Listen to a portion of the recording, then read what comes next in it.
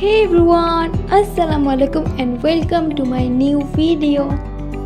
আজকে আবারও চলে আসলাম একটা নতুন ভিডিও নিয়ে। আজকে আমি বানাবো একটা ভিন্ন ধরনের ভর্তা, আর সেটা হলো চিংড়ি ভর্তা। তোমরা কেউ কি কখনো চিংড়ি ভর্তা খেয়েছো? আর তোমাদের কাছে কেমন লাগে এটা আমাকে অবশ্যই কমেন্টে জানাতে ভুলবা না। আর আজকে আমি এটা প্রথমবার বানাচ্ছি, আমি কখনো এটা খাই নাই, আজকে প্রথম ট্রাই করব, আশা করি ভালোই লাগবে। তো এটা আমি বানানো শুরু করে দিলাম। এটা বানানোর জন্য প্রথমেই মেন উপকরণ সেটা হচ্ছে চিংড়ি মাছ নিয়েছি। চিংড়ি মাছগুলোকে নিয়ে এটাকে ভালো মতো বেছে তারপরে পরিষ্কার করে ধুয়ে নিয়েছি। এখন এটাকে লাল লাল করে ভেজে নিব। তো আমি ভাজা শুরু করে দিলাম। এটাকে আস্তে ফ্লেম দিয়ে চুলার আঁচটা আস্তে রেখে তারপরে ভাজতে হবে লাল লাল করে। তো এটাকে ভাজা শুরু করলাম। এরপরে এটার মধ্যে আমি হালকা একটু হলুদের গুঁড়ো দিয়ে নিলাম। আর এখানে কিন্তু আমি শুধুমাত্র লবণ এবং হলুদের গুঁড়ো দিয়েছি, মরিচের গুঁড়ো কিন্তু আমি এখানে দেইনি। তো এগুলোকে এখন ভালো মতো এপাট ওপাট করে ভেজে নেব।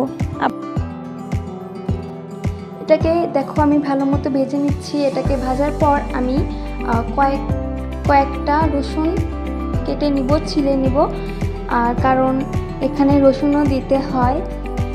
তো এখানে আমি রসুন কেটে নিচ্ছি, কয়েকটাই নিয়েছি।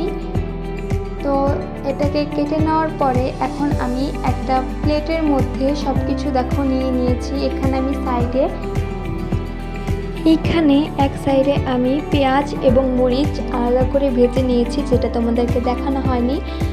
তারপরে এক সাইডে আছে আমাদের ভাজা সেই চিংড়ি মাছগুলো, তারপরে আছে কয়েকটা ভাজা মরিচ, শুকনা মরিচ, এগুলোকে আমি ভেজে নিয়েছি কয়েকটা। তো এখন সবগুলোকে প্রথমে আমি এই মরিচগুলোকে বেটে নিচ্ছি। এক এক করে আমি সবগুলোকে বেটে নিব।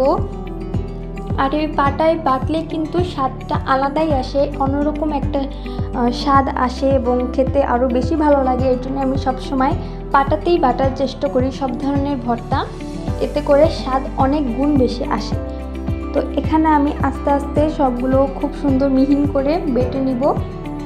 আর ভর্তাটা কিন্তু আমার কাছে খাওয়ার পরে অনেক বেশি ভালো লেগেছে।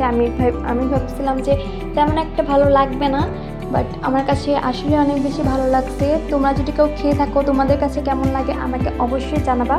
আর যদি কেউ না খেয়ে থাকো, অবশ্যই একবার হলেও ট্রাই করবা, আশা করি তোমাদের ভালো লাগবে, কারণ এটা খেতে আসলে অনেক বেশি মজাদার। তোমরা যদি না খাও তাহলে কখনোই বুঝবা না। তো অবশ্যই একবার এই রেসিপিটা দেখার পর তোমাদের কাছে আমার অনুরোধ থাকবে যে একবার তোমরা বাসায় বানিয়ে দেখবা, ট্রাই করে দেখবা, আশা করি তোমাদের অনেক বেশি ভালো লাগবে, কারণ আমার কাছে এটা খুব ভালো লেগেছে, তার জন্য তোমাদেরকে আমি বললাম। তো তোমাদেরও ভালো লাগবে তোমরা যদি একবার বানিয়ে খাও, আশা করি। তো এই তো ভর্তাটা বানানো শেষ। এখানে অতিরিক্ত বেশি ভর্তা হয়নি, আমি অল্প করে বানাইছিলাম, যেহেতু ফার্স্ট টাইম বানাইছি কেমন হবে তার জন্য আমি অতিরিক্ত বানাই নাই, কম করে বানাইছিলাম। অ্যান্ড সিরিয়াসলি এটা খেতে খুব বেশি মজা হয়েছিল। আমি অবশ্যই এরপরে আবার বানিয়ে খাবো। তোমরাও বানিয়ে খেতে পারো, আশা করি তোমাদেরও ভালো লাগবে। আর আজকের এই ভিডিওটা ছিল এই পর্যন্তই। তোমরা যদি আমার আরও এই ধরনের ভিডিও পেতে চাও, কী ধরনের ভিডিও তোমরা চাও, আমাকে অবশ্যই কমেন্টে বলতে ভুলবা না।